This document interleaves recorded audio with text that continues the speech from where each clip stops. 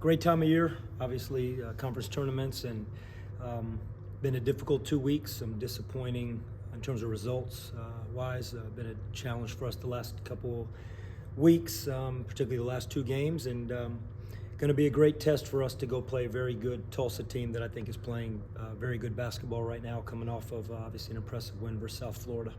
Coach, what has to go right in the opener for you guys to get a win? Well, you have to have that refresh mindset. We're battling 2 weeks of obviously been some challenging road trip, that Texas swing, then a very difficult loss in overtime at SMU, and then coming home. And, we've played solid basketball over the last two games, and at times some of the best basketball we've played late in the season.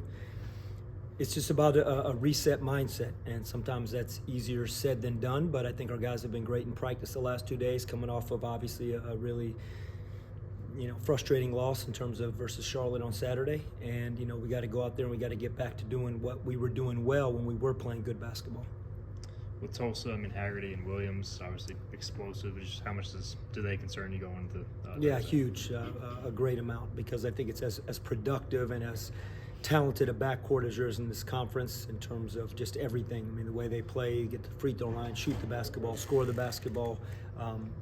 So yeah, it's a huge concern, particularly because you look at the Charlotte game and their backcourt really hurt us. They had 47 points between their starting backcourt in the game on Saturday. So yeah, it's a great challenge for us against what is one of the best backcourts, if not the best backcourt in the conference. Obviously, it's been 4 months since that MTE, but it seemed like when that happened here in Greenville, you played better as each day went on. Do you take anything that your team did maybe off the court, playing 3 days in a row then, to bring that into the conference tournament? I think tournament basketball is always exciting. I think, if you probably ask the guys, they probably would love to play games every day as opposed to being in practice every day and then, more. But that all being said, I think you got to approach it one game at a time. I'm not even thinking about anything beyond us getting on a plane today, traveling there. We got to, still don't play until Thursday. So in terms of our preparation as we continue to prepare, again, for what I think is a really good Tulsa team. With Haggerty, he's so elite at getting to the free throw line. Did a great job of that in the first meeting. Can you emphasize, or is it just something that kind of happens as far as you can definitely emphasize it. You have to. He's number 2 in the country getting to the free throw line in terms of that free throw rate and his numbers. And the other guy happens to be 7'3" or 7'4", whatever Zach Edey is. So this is an elite guard that gets to the free throw line as good as any player in the entire country. So you have to emphasize it. We'd be silly if we didn't. Now, does that equate to the same execution and the fortune that we had in the first game? We'll see. But of course we talk, because that's a huge piece of how he scores and how Tulsa does what they do on offense. Sears really come on lately. Was there a specific moment that you said, hey man, he's finally ready to go be a big time guy in college basketball, or is this something that kind of progressed over time? I think it's a progressed thing. I think we've seen it in Sear all year. It's not that the moment was going to happen when he made the moment happen, and I think we all know it was the SMU game. He made that happen. We've all been pushing him towards that, and more importantly, he's been working towards that. It just doesn't happen as quick as I know everybody wants things to happen. He's a freshman, and PJ Haggerty is a dynamic freshman. He's someone that was at TCU last year. He sat out. So he's a freshman playing eligibility-wise, but he had a year in college. It's very rare for true freshmen, where a year ago today they were in high school games, to just step right in and in November and December hit the ground running and have that kind of impact. I think he's made a lot of real impactful moments every day in practice, in games. But I think in the SMU game, I think it finally clicked in his own head what potentially he's capable to do when he's consistent. And it'll still be a struggle. He's still young, obviously. The Charlotte game wasn't as good as the SMU game for him, obviously.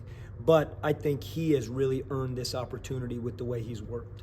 And how important is it to get production from your first starter to the last guy off the bench you use in this tournament style? Huge. I think it's always important. We've not been a team that has had incredible production depth all year in terms of in the stat sheet. So I think it's even tenfold now when you go into a tournament, if you're fortunate enough to play beyond the first day. But it doesn't matter. On the first day, if we think back to last year, I think Dave Kasanga and I, our walk-on, had his career high in the South Florida game when we won that first round game. And I don't think anybody would have walked into that game and predicted that. So no different than Tulsa, no different than the other teams in this league. You go all hands on deck, a reset mindset. Everybody's got a fresh start. Guys that maybe didn't play will play.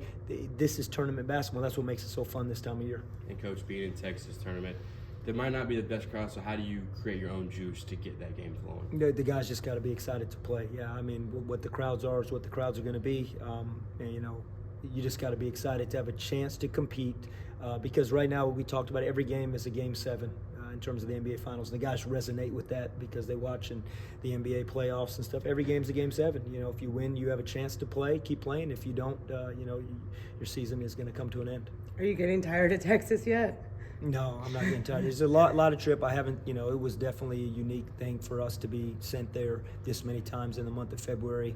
You know, I don't believe there was another team that had to do the East-West trip this many times in the final month of the season.